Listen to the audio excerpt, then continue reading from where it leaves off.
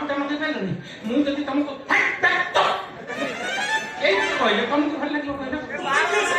तमे काई के मो घर कथा मुंड पुरेबो अरे बाबू मो कार घर कथा मुंड पुरे ना केस जदि मो पाखर पहुंचे सेठी मो जबरदस्त मुंडटा को भर्ती कर दिए संसार आदि कोन स्वामी स्त्री भितर बोलजोड़ा होनी एटा को केस अरे बाबू मोते छके ताके पचार तम स्त्री को पचार ना मो स्त्री को तमे कोन भाई सारा राती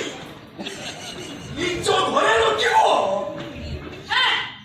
तमे देखिदिला मते नै रखिदिला बोली मु जाय ताको मखरे रही दिली तमे कोन भाई सारा राती ताको घरे रहिबो ए रही रे अपनी कोन घियो मु सरी जाउथिला तमे मन चरित्र को आख्या करबो रात्रि ड्यूटी करबा के थाना में लगिबो आ मु तमर जीवन स्त्री मते के जगिबो मो पाई मते जब बड़ी नियुक्ति कर दउ ना स्त्री लोकडा एकुटिया घर भीतर रहिबो तर भाई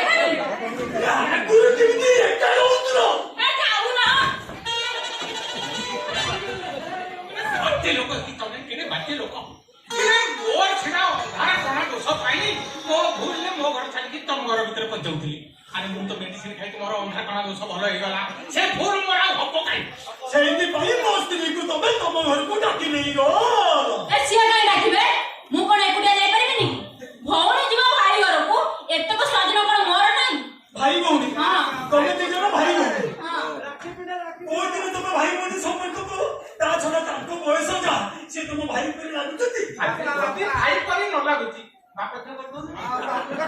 असुविधा कर अरे ये तो रक्तर संपर्क नुहे धर्म संपर्क केमती ती साथी साई भिडे मोचा ना तुमी सेंगो संपर्क करतले मोर करी देखो तो भलो ढेलो चुप कर तमे बुझी होशियार ओ भाई को पद्य असम्मान करी कथा कहिले ए संगे संगे हातरु संखा बोली मथार सिंदूर पोछि दे छुट्टी लो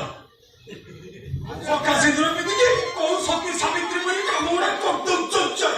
आसंता दुर्गले सिंदूर मुद्दले तुम शक्ति पणिया रे बाथ लो तमे निहाती मूर्ख ताके गला के निया अरे समझी पानो ता हातरे संखा मथार सिंदूर अछि करी तमे जीवन ले बंची के रहता इरा मो बंचिबा मरिबार तमर जाय अछि कोन की कथा तमे कहउछ ए तमे की रे से ए कोन कहउछ ए तमे मरि गले मु पुनी विधवा हेबे कि नाही मो बाबा तो तम हातरे छंदरी आरबार को चली गले तम परे मो भला मत पुनी बुझिबो के आ कोन मु एई बयस रे एमि तो भाई एकुटिया बचिबी आउ कोन ना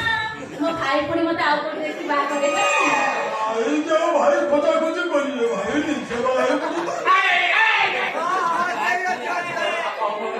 ये बाप कथा ये कन्नड़ सुनी करी नहीं हाँ, बिटिया दे दियो। भाई जी